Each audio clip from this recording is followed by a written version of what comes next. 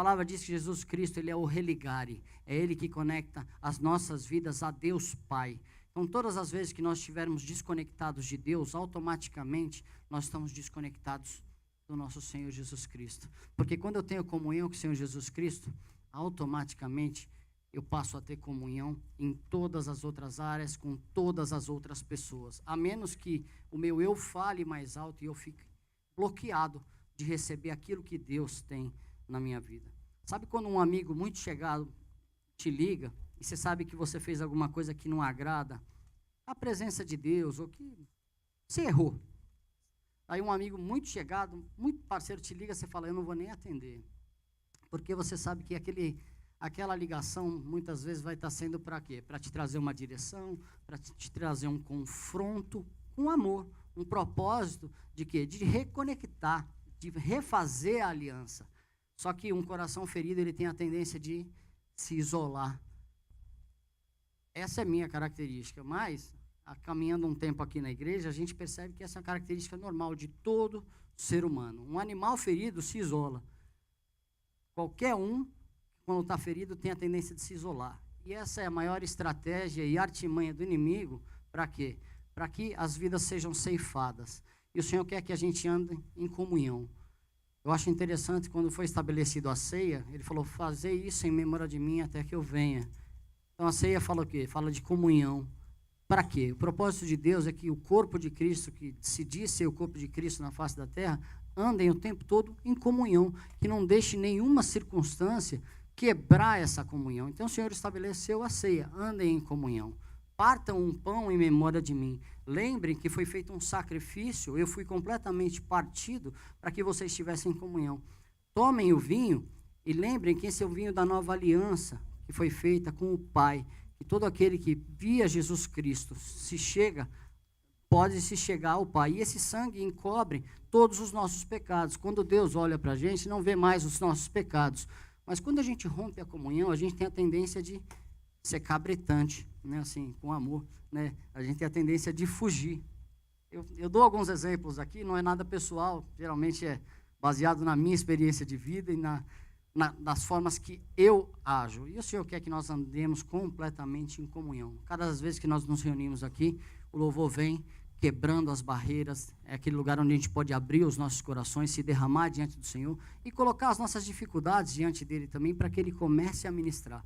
Aí a palavra vem e nos traz um ensino, uma direção, de forma que a gente possa caminhar e chegar mais próximo do Senhor. Esse é o objetivo dessa manhã, que a gente está aqui para quê? Para receber do Senhor uma palavra bíblica que venha nos dar direção, que venha nos ajudar a sair de algum lugar que nós estamos, para levar para algum lugar mais próximo da presença de Deus. Porque a palavra diz que nós vamos crescendo e aprendendo de fé em fé e de glória em glória. Então, eu quero, pode ser no tempo que eu conseguir compreender os princípios e tudo aquilo que Deus tem para a minha vida, mas eu não quero ficar no mesmo lugar que eu estou. Aonde eu cheguei está muito melhor do que aonde eu estava, mas a palavra diz que existe um rio de vida, existem muitas coisas, em muitos lugares que a gente ainda tende a alcançar e está completamente disponível para as nossas vidas. E eu quero isso na minha vida. O que pode bloquear eu de não chegar a esse lugar? Se eu não renovar minha mente de acordo com a palavra de Deus. Então a palavra nos limpa, a palavra nos lava, a palavra nos prepara para que nós possamos chegar mais à presença do Senhor. Vamos chegar à presença do Senhor? Mais e mais? Glória a Deus. Vocês têm um título da palavra aí, qual que é o título? De novo? Legal. Queridos, eu estava estudando 1 João e eu falei, poxa Deus, o que o Senhor está querendo dizer? Eu coloquei um versículo base que diz assim: se, porém, andarmos na luz, como Ele está na luz, temos comunhão uns com os outros, e o sangue de Jesus, seu Filho, nos purifica de todo pecado. Daí tem a introdução. Por mais que conheçamos ao Senhor, nosso Deus, o Deus desse século, anda sempre como um leão, tentando enganar os escolhidos com mentiras, e o pior, meias verdades. Precisamos estar atentos aos seus sinais para não cair em suas armadilhas. 1 João 1, de 1 a 8. O que era desde o princípio, o que ouvimos, o que vimos com os nossos próprios olhos, o que contemplamos e as nossas mãos apalparam, isso proclamamos a respeito da palavra da vida. A vida se manifestou, nós a vimos e dela testemunhamos, e proclamamos a vocês a vida eterna, que estava com o Pai e nos foi manifestada. Nós lhes proclamamos o que vimos e ouvimos, para que vocês também tenham comunhão, koinonia, ter comunhão com, ter fé em comum, conosco. Nossa comunhão é com o Pai e com seu Filho Jesus Cristo. Escrevemos essas coisas para que a nossa alegria seja completa. Esta é a mensagem que deles ouvimos e transmitimos a vocês. Deus é luz, nele não há treva alguma. Se afirmamos que temos comunhão com Ele, mas andamos em trevas, mentimos e não praticamos a verdade. Se, porém, andarmos na luz, como Ele está na luz, temos comunhão uns com os outros, e o sangue de Jesus, seu Filho, nos purifica de todo pecado. Se afirmamos que estamos sem pecado, enganamos a nós mesmos, e a verdade não está em nós. Se confessarmos os nossos pecados, Ele é fiel e justo para perdoar os nossos pecados e nos purificar de toda injustiça. Se afirmarmos que não temos cometido pecado, fazemos de Deus um mentiroso e a sua palavra não está em nós. Contexto: para quem foi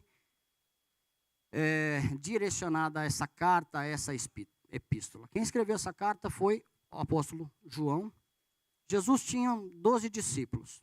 Entre os 12, ele tinha 3 que andavam mais próximos. Quem eram?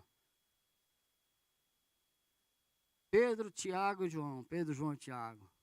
Então ele tinha 12, dos 12, 3 andavam mais perto, e dos que andavam mais perto tinha um que tinha uma diferença. O que ele fazia? Deitava no colo do Senhor. João é reconhecido como o apóstolo do amor. João escreveu 3 livros importantíssimos na palavra de Deus, no Evangelho. O Evangelho de João. O Evangelho de João, ele é um pouco diferente dos outros 3 evangelhos, porque João foi uma testemunha ocular. João andou com Jesus. João tinha informações muito próximas. Ele estava lado a lado, ele via tudo o que acontecia. Ele era parceiro de Jesus, deitava no colo dele. Era o apóstolo do amor, o apóstolo querido, que tinha uma intimidade com o mestre de níveis altíssimos. Ele escreveu 1ª, 2ª e 3ª João, e ele escreveu Apocalipse. Ele foi o privilegiado, o escolhido por Deus para estar recebendo essa revelação. Quem está escrevendo isso é João. João já tinha uma certa idade. Foi entre Apocalipse e o Evangelho de João que ele escreveu essas epístolas. Para quem ele estava escrevendo? Para as igrejas que João e os outros discípulos já haviam ministrado, e pessoas que haviam sido convertidas. Igrejas, possivelmente da Ásia, igrejas que receberam o Evangelho, que já estavam caminhando no caminho de Jesus Cristo de Nazaré, e, de certa forma, eles começaram a perder a essência. Essa carta não foi direcionada a uma igreja, a uma pessoa. Essa carta era uma carta circular. Ela devia passar por todas essas igrejas que João cobria. João era praticamente o pai espiritual desse povo. Eles já haviam pregado, e João deve ter ouvido que estavam acontecendo algumas coisas lá que desagradavam o propósito de Deus para a igreja, para aqueles que já eram convertidos em Jesus. Então, o desejo de João era de advertir os crentes em Jesus sobre a armadilha do diabo de semear a dúvida no meio do povo. Existia nessa época uma seita, a seita dos gnósticos. E essa seita, ela estava infiltrada no meio da igreja e trazendo confusão. Eles não reconheciam Jesus Cristo como senhorio. Eles sabiam que Jesus havia nascido, mas Jesus não era Deus. Eles entendiam que o Espírito era 100% santo e a carne era má. Então, Jesus, como Deus, não poderia ter nascido de uma mulher. Eles também tinham uma vertente que eles falavam que o Espírito Santo se apoderou de Jesus no batismo. Existiam muitas confusões. E os gnósticos, olha o que diz, sistema de falsos ensinos existente durante os primeiros séculos do cristianismo. Os gnósticos acreditavam que o conhecimento era o único caminho para a salvação. Gnóstico é um termo que deriva do grego, gnósticos, cujo significado remete para alguém que é capaz de conhecer. Eles criam que a salvação era através do conhecimento, que a salvação não vinha de Jesus Cristo de Nazaré. Eles também falavam que existia um Deus.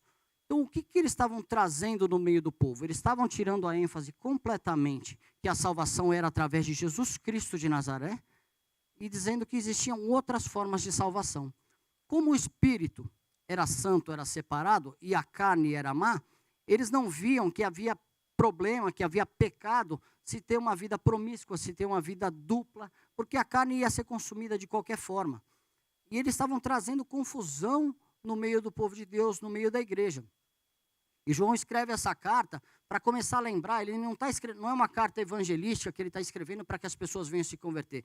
É uma carta de advertência, mas ele está trazendo à memória da igreja aquilo que dá esperança, mostrando tudo que já havia acontecido, para que eles não entrem nessa armadilha. Porque o pior de uma armadilha é quando a gente passa a acreditar. Nós estamos aqui porque nós acreditamos em Jesus Cristo de Nazaré. Agora, quando a gente começa a acreditar em uma mentira, sem perceber, a gente começa a se desviar do propósito. E estava acontecendo isso dentro da igreja. Eles estavam começando a se desviar daquilo que eles tinham, daquilo que eles haviam recebido, e com isso a comunhão foi cortando. Ele vai tratar de vários assuntos, ele tem tratado de vários assuntos nessa carta, mas entre elas a comunhão. Quando cortamos a comunhão com o Espírito Santo de Deus, automaticamente a gente passa a cortar a comunhão que a gente tem com a igreja.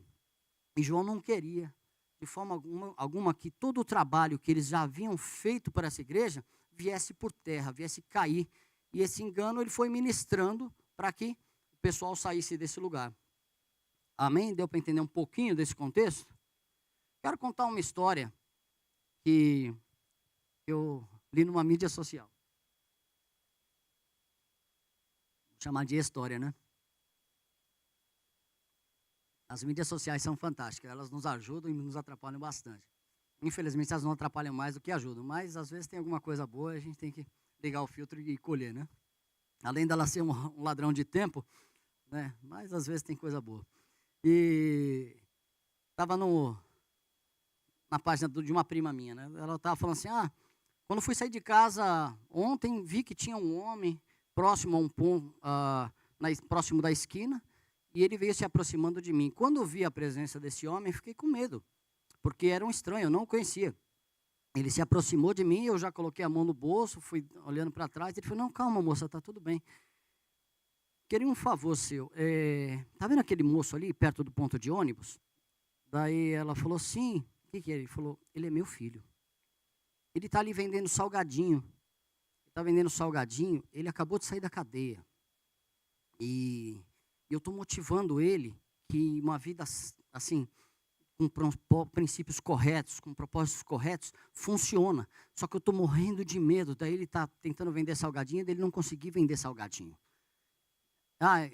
Quando ele se aproximou dela, ela falou, não, eu não tenho dinheiro. É a primeira coisa que ela falou. Daí ele falou assim, não, moça, é o seguinte, tô aqui, ó. Tá aqui, R$5. Pega, vai lá, compra uns 3 salgadinhos dele lá, eu não sei quanto foi que ele deu. Compra uns salgadinhos dele, porque eu quero que ele veja que vale a pena essa vida santa, para que ele não volte para aquele caminho completamente complicado. E ela disse que pegou e foi lá e pediu, daí o moço do que tinha, levou 2 salgadinhos e ele falou, mas vou levar para a viagem. Daí o moço falou, moço, eu não tenho um pacote de embalagem para a viagem. Mas pode deixar que amanhã eu vou estar aqui, eu vou estar com a embalagem para a viagem. Ela comprou os salgadinhos, daí depois foi lá e só deu um tchau lá pro pai, e o pai, assim, estava lá escondido, né? Daí a moral da história, né? Ela falou, eu não sei para quantas pessoas esse pai deu dinheiro para que esse filho fosse recuperado. Mas Deus é pai. E o que ele quer? Qual estratégia ele vai usar para que nós nos aproximemos dele novamente, né? E esse homem estava lá, investindo na vida do filho para que ele voltasse para o convívio do lar. Isso me levou a lembrar do meu passado, porque muitas vezes dentro de casa, nós estamos dentro do mesmo lar, mas a comunhão já foi completamente quebrada. Eu lembro que, pela situação que nós vivíamos, minha mãe trabalhava muito e a gente ficava meio livre, a gente estudava, sempre foi nos pregados os princípios corretos, só que chegou em um momento que eu comecei a acreditar em mentiras que me foram apresentadas e com muito novinho eu me apresentei e conheci droga, porque eu acreditei naquilo. Outros amigos meus tiveram um caminho mais complicado. O que eles fizeram? Começaram pequenos furtos. E esses pequenos furtos davam a ele a condição de comprar um par de tênis. Quem lembra, no Brasil, não é fácil. Assim, os tênis são caros, R$ 400. Eles compravam um par de tênis. Então, roubavam um negócio do caminhão de banana, eles roubavam a lona e vendia. Começou com lona do caminhão de banana, aqueles encerados, que eram caros. E isso foi abreviando.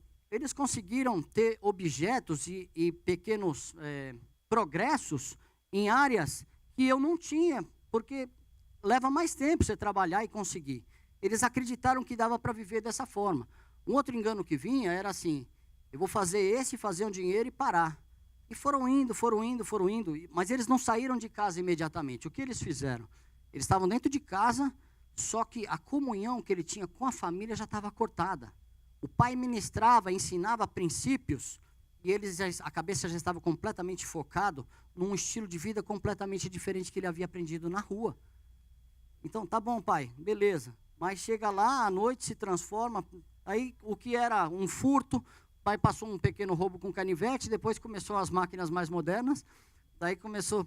E desses eu falo amigos, mas é que a gente considerava na infância todo mundo amigo, eram colegas nossos de escola. Alguns já não estão aqui, foram ceifados no meio do crime. Por quê? Porque continuaram nessa vida do crime. Perderam completamente a comunhão, a comunicação que tinham dentro de casa, até chegar num ponto de saírem de casa. Outros se libertaram, outros passaram anos na cadeia. Tem um amigo meu que passou, acho que foram 14 anos. Assim, não tinha culpa nenhuma. Não tinha culpa nenhuma. Ele acreditou que... Eu via que eles andavam com... Nessa época já mais moderna, eles andavam com carro com turbo, com um monte de coisa. E eu não tinha essas coisas. Eles trabalhavam, mas tinha vontade. Mas eu não ia sair para trabalhar igual eles. O que eu estou falando aqui? De comunhão, de aparência, e muitas vezes, dentro dessa igreja aqui, eles estavam acreditando na seita dos gnósticos. Eles estavam acreditando que dava para conseguir as coisas. Eles passaram a acreditar que não precisava santificar a carne, porque o Espírito era santo.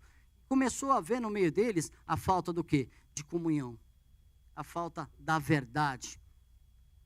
A falta de perdão. E tudo isso levou a igreja a se distanciar daquelas raízes que João já havia ministrado e que eles haviam convertido.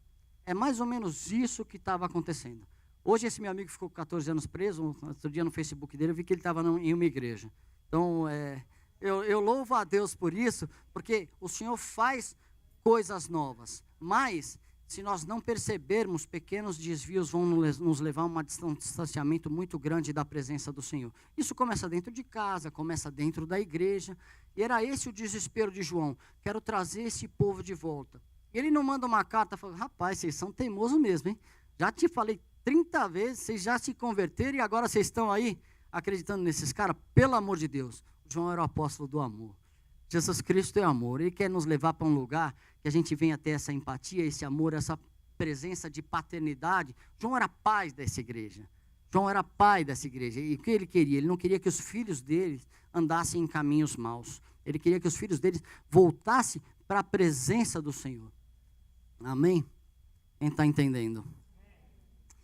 Ai, ai. Nós somos pais também, sabe, queridos? Nós somos pais.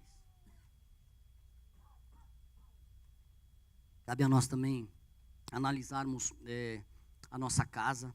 Cabe a nós também analisarmos se pequenos desvios têm nos levado para a distância da presença do Senhor, para a distância da comunhão entre os irmãos. Tudo que a gente faz dentro de casa, os nossos filhos veem e reproduzem. Imagina, João havia pregado, eles já tinham entendido, já estavam vivendo assim, e mesmo com toda essa informação, acreditaram em uma mentira. A gente tem que estar atento. A gente tem que estar atento, porque mentiras vêm muito às nossas mentes. Sabe aquela mentira, você merece? Você merece isso aí. Você está tão bonito, né? Vamos lá, primeiro ponto aí. O que João estava trabalhando para ministrar na igreja? Não reter a vida que havia dentro dele. João 1 e 2. O que era desde o princípio, o que ouvimos, o que vimos com os nossos próprios olhos, o que contemplamos e as nossas mãos apalparam, isso proclamamos a respeito da palavra da vida. A vida se manifestou, nós a vimos e dela testemunhamos, e proclamamos a vocês a vida eterna, que estava com o Pai e nos foi manifestada. Ele estava simplesmente lembrando a eles, nós já vivemos tudo isso que eu estou falando novamente, para vocês, já foi vivido, vocês já viviam isso. O que nós passamos para vocês foram aquilo que nós testemunhamos, aquilo que nós andamos com Ele, nós ministramos a vocês, vocês receberam. Por que, na cabeça do João, vocês estão se distanciando daquilo que vocês já viveram? Ela se manifestou a nós, nós testemunhamos a vocês.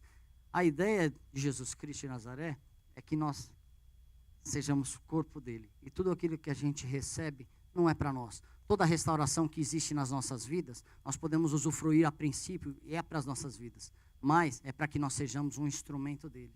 Então tudo aquilo que eles já tinham recebido, eles falam, continue, não para, continua fazendo isso. Não se misturem, não se misturem. Liguem o filtro. Propostas não são feitas, propostas terríveis. Uma vez conversando com um amigo, falando do evangelho, ele falou, é lindo tudo isso que vocês vivem, mas eu não posso viver. Eu falei, por quê? Porque eu tenho uma firma no Brasil. Eu não tenho como fazer um negócio 100% limpo. Eu quero isso para a minha vida. Mas se eu abrir mão do sistema especializado do Brasil, de taxa, eu fecho. Ou seja, o coração está afirmado nessas coisas, mas até que ache a pérola, ele fala, não importa o que aconteça, eu vou abrir mão, eu não vou tomar o formato do mundo. A igreja estava voltando a tomar formato do mundo. Isso que estava acontecendo. Ponto 2, e esse é o principal, koinonia. Nós lhes proclamamos o que vimos e ouvimos para que vocês também tenham comunhão conosco. Nossa comunhão é com o Pai, com o Filho, Jesus Cristo. Escrevemos essas coisas para que a nossa alegria seja completa. Não existe uma alegria maior para um pai é de ver que seus filhos estão caminhando na luz. Da mesma forma do pai, daquele filho que havia sido restaurado, que tinha saído da cadeia. Qual que era a maior alegria? Ver que o filho dele estava andando na luz, em retidão, e queria ter experiência de viver uma vida santa, reta, separada desse sistema corrompido, para que a alegria e a comunhão do pai fosse completa. Eu imagino os pais desse meu amigo que ficou 14 anos preso, quanto não sofreram nesse período, quanto não foram visitá-lo nesse período. Agora imagina, o João já era um tiozinho aqui, já estava bem velhinho, e ele estava desesperado pelos filhos, pela igreja. Jesus está desesperado para que nós não mais aceitamos pequenos desvios, não mais acreditamos em pequenas mentiras que nos vão levar para longe da presença e para longe da comunhão. Aonde tiver tendo diferença, que venha cair por terra nas nossas vidas, para que a gente venha estar completamente na comunhão com o Senhor, completamente na comunhão com os nossos irmãos. Uma coisa é reflexo da outra. A comunhão com Jesus Cristo pode ser um espelho para que eu tenha comunhão com qualquer outra pessoa. Tenho dificuldade em comunhão? Estou agindo igual o velho Márcio, igual o modelo do mundo, igual o modelo que eu vivia no passado. Não, se eu estou tendo dificuldade em ter comunhão com os meus irmãos. Amém? Ponto 3. Combater a mentira e a promiscuidade e os falsos mestres. Eles ministravam mentiras, eles ministravam uma outra forma de salvação, e João estava querendo combater. Essa é a mensagem que deles ouvimos e transmitimos a vocês. Deus é luz, nele não há treva alguma. Se afirmamos que temos comunhão com ele, mas andamos nas trevas, mentimos e não praticamos a verdade. Vamos ler junto?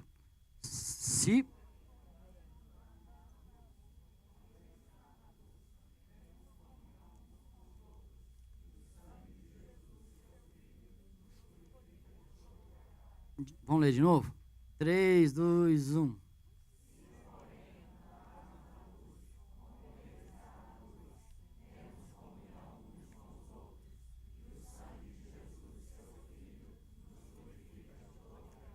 Quando a gente está na luz, quando a gente está em Jesus Cristo, o sangue, além de nos purificar, ele nos dá entendimento e nos mostra o que é armadilha, o que não é armadilha.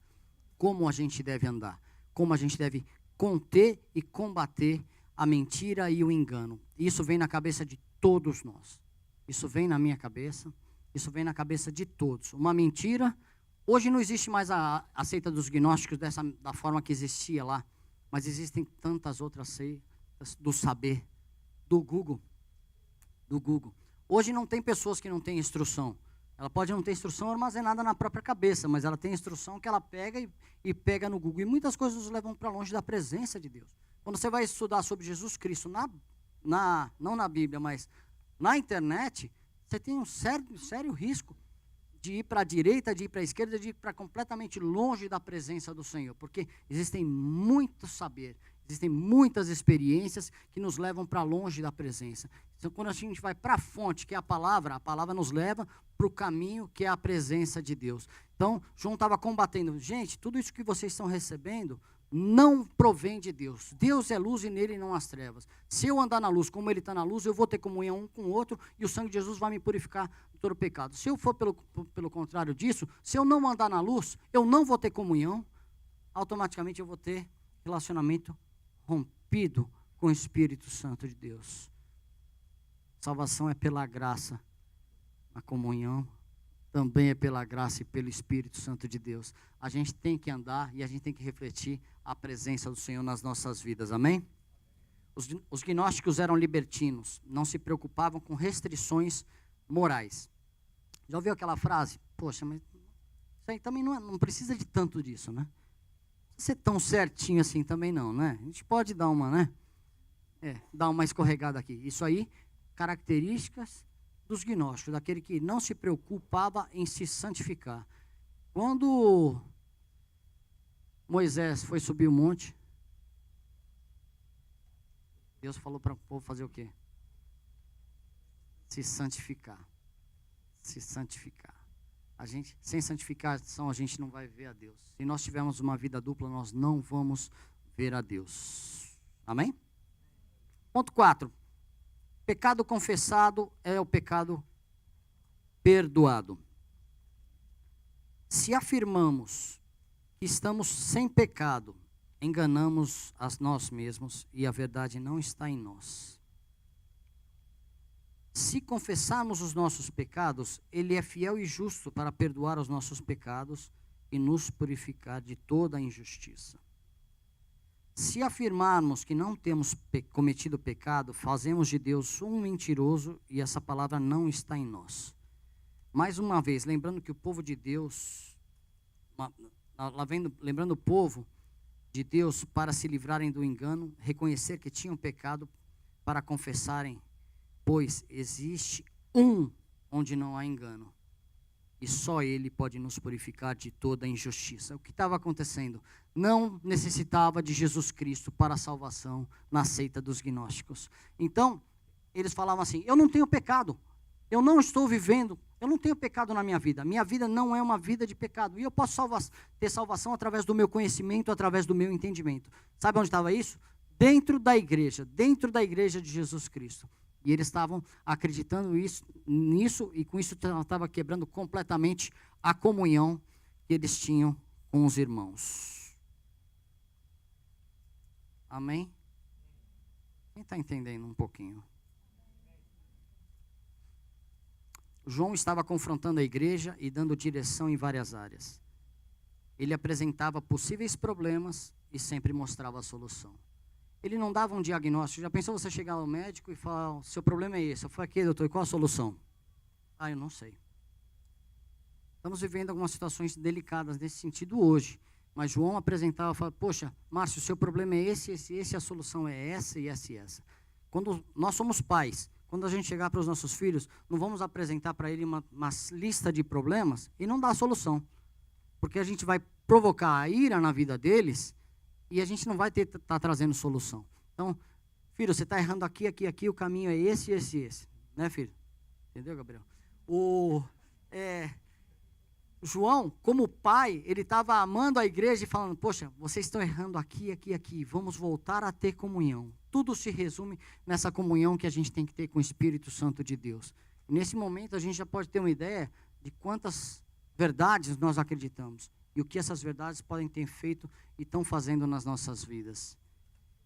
Por que o povo mudou sua forma de agir? Por ter acreditado em uma mentira, um engano.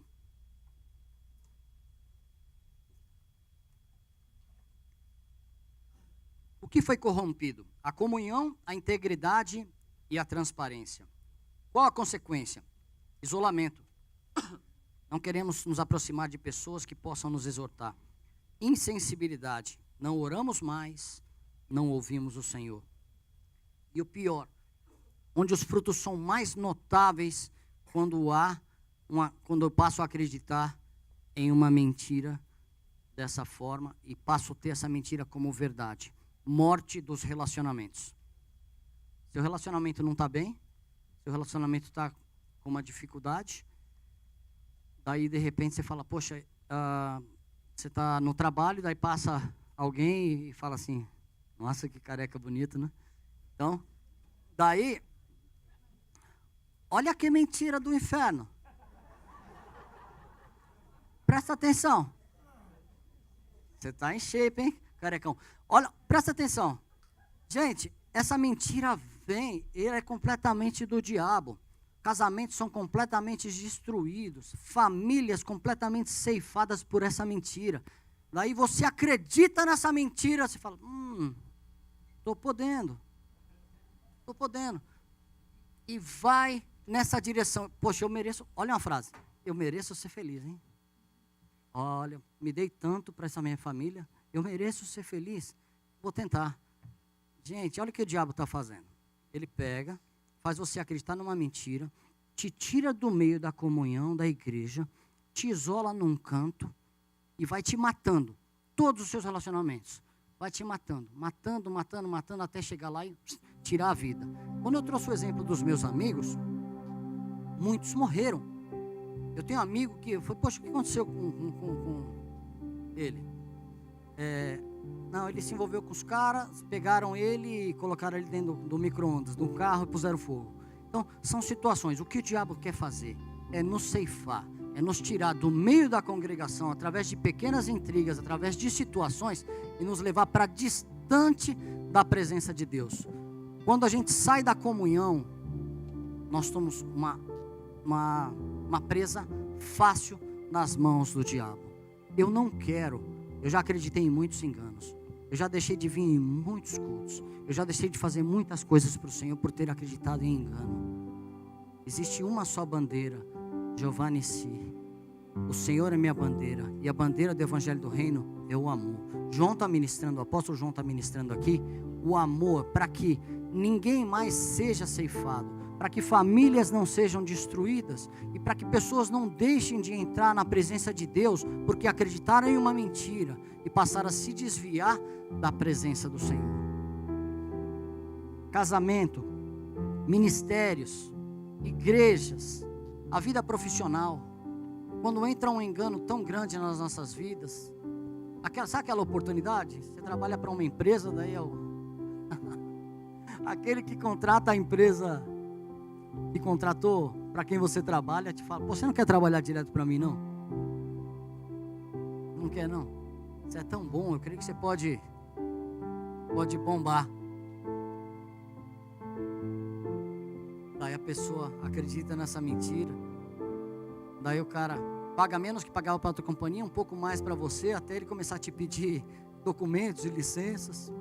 Estou dando um exemplo, não é direto e indireta não, estou dando um exemplo real que acontece. Nós temos que tomar cuidado para não cair em armadilha, sistema do mundo. A igreja estava caindo nesse sistema e estava se desviando principalmente da presença de Deus. Nós não estamos aqui para ter vida boa, não. A gente está aqui para ser restaurado, para ter uma vida íntegra na presença do Senhor. Uma vida separada, uma vida que faça diferença. E se alguma área já nos fisgou nesse passado, para que a gente venha converter.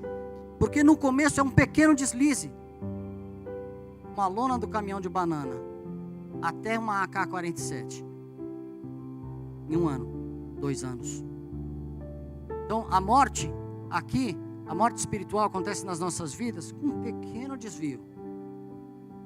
Daí você está passando lá, daí passa no canto do seu olho, na periferia do seu olho, você vê lá, no wall lá, daí tem alguma irmã que desconverteu lá, desnuda. Daí você fica curioso, clica, seta, armadilha. Não tem nada de mal também dar uma olhadinha, né? Engano do diabo. O diabo vai ceifando, matando famílias, deixando pessoas completamente improdutivas para o reino. Ele não quer simplesmente nos tirar da igreja, não. Essas pessoas que estavam aqui, estavam na igreja, gente. Eles eram igreja e eles estavam na igreja. E estavam mortos acreditando em engano e vivendo segundo a vontade da carne. Porque é mais fácil, não tem que santificar. Santificar tem preço. Andar na presença do Senhor tem preço. Mas andar na presença do Senhor tem glória. Andar na presença do Senhor tem glória. E o Senhor quer o quê? Que nós nos separamos do modelo desse mundo. Separemos do modelo desse mundo e andamos num caminho de glória. Onde há comunhão quebrada, que venha a haver restauração nas nossas vidas. Amém? Até a morte física. Conclusão. Como igreja, nossa função é de santificarmos a nós mesmos e também instruir a igreja para se desviar dos enganos desse século. O Senhor tem nos chamado e Ele nos fez raça eleita e sacerdócio real com esse propósito, para que nós ajudemos aos outros a se desviar também. Só que para isso eu preciso me desviar, tem um preço a ser pago. O Senhor tem um chamado para cada um de nós, para cada sacerdote, que cada sacerdote venha a ser esse instrumento. Que quando veja um pequeno desvio na vida de quem quer que seja, vá e ministre com graça, com amor, mostrando o que é o reino, mostrando o que é o propósito. Que o dedo acusador caia por terra e que o amor do Senhor nos unja e nos capacite para que a gente possa ministrar em vida de pessoas e que pessoas recebam a ministração. Porque se a gente chegar batendo, o coraçãozinho fecha mais e mais e fala: poxa, quer saber? Eu acho melhor mesmo lá fora. Porque lá no mundo me tratam bem e eu consigo as coisas que eu quero. Enquanto eu era só filho do meu pai, né? Eu não tinha nada e agora eu sou o chefe da gangue, todo mundo me bajula. Além de ter os carros que eu quero, que não são meus, né? Não são meus. Mas o diabo está oferecendo coisas para nós, igreja. Tem oferecido coisas e essas coisas têm sido muitas vezes instrumento para nos levar longe da comunhão. Faça uma análise. Se tem comunhão quebrada, existem áreas que houveram pequenos desvios. Existem verdades que vocês acreditaram, ou que nós acreditamos, que eu acreditei, que estão me levando para longe da comunhão, da presença do Espírito Santo de Deus. Quanto eu tenho buscado do Senhor, quanto eu tenho orado, quanto eu tenho ouvido uma ministração, sem ser na hora do almoço que eu oro. Então o Senhor quer nos levar para essa comunhão completa. A seita dos gnósticos do primeiro século talvez não exista mais, mas existem muitas outras seitas, dos que sabem muito ou dos que acham que sabem de tudo, que estão ao nosso redor, e essas seitas conseguem ceifar muitas vidas semeando o engano. Temos que estar alertas e nos aprofundarmos na Tua Palavra, pois a Palavra que ilumina o nosso caminho, para não cairmos em armadilha. Tudo aquilo que se levanta contra a Palavra de Deus e não reconhece que Jesus Cristo como Senhor nosso e Salvador, é engano. Tudo aquilo que não reconhece Jesus Cristo como nosso Senhor e Salvador, é engano. A seita dos gnósticos não dizia que não havia salvação, mas ela trazia confusão. Existem muitas confusões nos dias de hoje. A gente tem que se desviar para que a gente não seja enganado. Em Provérbios 14:12 diz assim: há caminho que parece certo ao homem, mas o final conduz à morte. Quando acreditamos em um engano e andamos nessa direção, quer dizer que colocamos toda a nossa fé. Então parece que esse caminho é certo, mas esse caminho pode nos levar a um lugar de morte. Esse caminho pode me levar a um lugar de morte. O que eu tenho acreditado que tem me feito caminhar, que tem me distanciado dos preceitos e dos conceitos e da direção da palavra de Deus? O provérbio está dizendo que há caminhos que parecem corretos, que parecem certos, mas o final é morte. O final é morte. Qual que é a solução para que isso não aconteça na minha vida e na sua vida? Quando você tiver com convicção que existe um caminho certo a ser trilhado, você fala, poxa, não é bem isso que o pastor Márcio está falando, mas é isso que eu estou entendendo. Ou, essa história de ficar casado está fora de moda, vocês são conservadores, não tem graça, né? Eu vou viver por aí, dissolutamente. Então, a solução para as nossas vidas está em Provérbios 16, versículo 3, está no boletim. Tem certeza de alguma coisa? Consagre ao Senhor tudo o que você faz. Tem certeza que esse é o caminho? Consagre ao Senhor. Mostre a Ele, e seus planos serão bem-sucedidos. E espere a resposta. Espere a direção, para que a gente não venha a ser ceifado. Tem certeza que esse é o caminho? Está contrário à palavra, mas eu sinto no meu coração.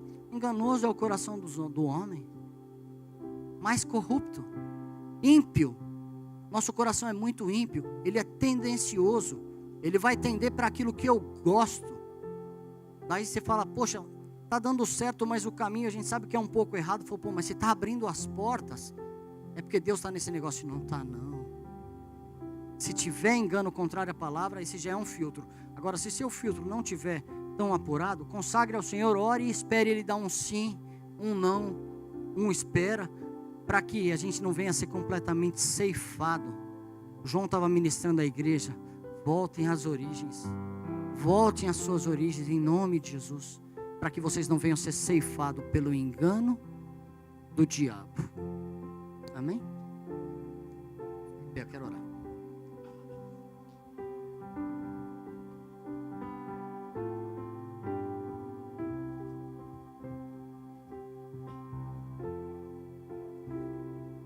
Deus poderoso, nós estamos aqui como sua igreja, Senhor.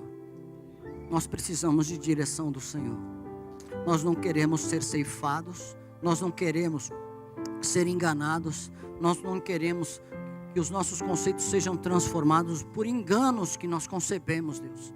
Peço ao Senhor, Pai, que o Senhor venha ligar nas nossas vidas, no nosso entendimento, no nosso pensamento, tudo aquilo que tem nos distraído e tentado distanciar-nos uns dos outros, distanciar-nos da presença do Senhor em nossas vidas. Nós somos igreja e queremos caminhar como uma igreja viva, como uma igreja santa, como uma igreja restaurada, Senhor. Toca nas nossas vidas, Paizinho querido. O Senhor é o nosso Pai e o Senhor ministra isso aos nossos corações nesse dia. E nós estamos aqui dizendo, sim, Pai, eu quero a comunhão com o Senhor. Sim, Pai, não quero viver uma vida de mentira. Sim, Senhor, eu reconheço que o Teu sacrifício foi suficiente para que eu pudesse ser reconectado com o Senhor. Deus e Pai que está nos céus, venha sobre nós, venha sobre a Tua igreja, que essa palavra venha fazer morada nos nossos corações e que o Senhor venha trabalhar mais e mais para que nós venhamos nos desviar completamente de tudo aquilo que nos leva para longe da Tua presença, para longe da comunhão. E essa semente fique no coração dos meus irmãos, fique no meu coração, Deus, porque nós queremos receber o renovo e nós queremos derrubar por terra todo o engano que possa estar já firmado dentro dos nossos corações. Meu Deus, em nome de Jesus, faça isso nas nossas vidas. Nós nos prostramos, nós nos quebrantamos diante de Ti e pedimos, Senhor, que o Senhor venha nos levar às raízes, que o Senhor venha nos levar novamente à Tua presença, a presença da comunhão plena com o Senhor, meu Deus. Em nome de Jesus, eu Te louvo, porque a Tua palavra é viva e ela nos traz direção. E nós queremos caminhar nessa direção, meu Pai, em nome de Jesus. Amém, igreja.